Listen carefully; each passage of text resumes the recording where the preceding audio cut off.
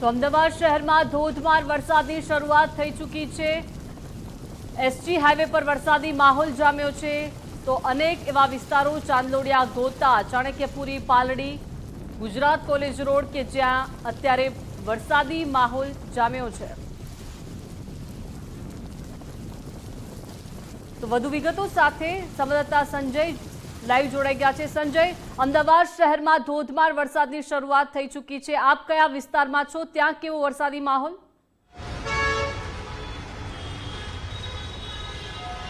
જે રીતે અમદાવાદમાં 2 દિવસ વરસાદને લઈને રેડ એલર્ટ છે તે રીતે હાલ અમે સરખેજ વિસ્તારમાં છીએ અને સરખેજમાં જોઈ શકાય છે કે વરસાદની શરૂઆત થઈ ચૂકી છે।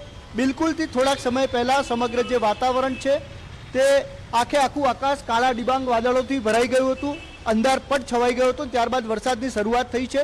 બિલકુલથી જોઈ શકાય છે કે રોડ ઉપર જે છે હાલ વરસાદ પડતો જોવા મળી રહ્યો છે। ધીમી ધારે જે રીતે વરસાદની શરૂઆત થઈ છે અને કાળા ડિબાંગ વાદળો સાથે હાલ આ વરસાદ શરૂ થયો છે અને રોડ ઉપર સરખેજ વિસ્તાર છે કે જ્યાં ગયા વખત જે વરસાદ પડ્યો આ સમગ્ર વિસ્તારમાં જે છે પુષ્કળ પાણી ભરાયા હતા। હવે વરસાદની શરૂઆત થઈ ચૂકી છે। 2 દિવસ હવામાન વિભાગ દ્વારા અમદાવાદમાં રેડ એલર્ટ આપવામાં આવ્યું છે, ત્યારે બપોરના સુમારે લગભગ 2:15 વાગ્યા પછી વરસાદની શરૂઆત થઈ છે અને આ જે વરસાદ છે હજુ પણ તીવ્ર ગતિ પકડે અને રેડ એલર્ટ જે રીતે છે તે પ્રમાણે વધુ વરસાદ વરસે તેવી આગાહી છે।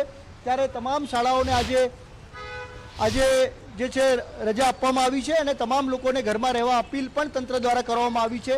ચારે તરફ જ્યાં નીચાણવાળા વિસ્તારો છે કે જ્યાં ખૂબ જોખમી વિસ્તાર હોય, પુષ્કળ પાણી ભરાતા હોય, ત્યાં એસડીઆરએફ, એનડીઆરએફની ટીમો પણ તૈનાત છે। પરંતુ સરખેજ વિસ્તાર છે કે જ્યાં જોઈ શકાય છે કે જે વરસાદ છે તેની શરૂઆત થઈ છે અને રોડના કિનારે, કેમેરામેન ગજરાજને કહીશ, રોડના કિનારે જે છે પાણી ભરેલા પણ જોવા મળી રહ્યા છે। એટલે વરસાદની જે શરૂઆત થઈ છે તે જે છે આગળ જતાં વધુ વરસાદ વરસે તો અહીં પાણી ભરાશે તેવી પરિસ્થિતિ પણ સર્જાતી હોય છે। ત્યારે સરખેજ વિસ્તારમાં હાલ જે છે વરસાદની શરૂઆત થઈ ચૂકી છે અને તમામ જે વાહન ચાલકો છે તે ક્યાંક ને ક્યાંક બ્રિજ નીચે શરણ લેતા પણ નજરે પડ્યા છે।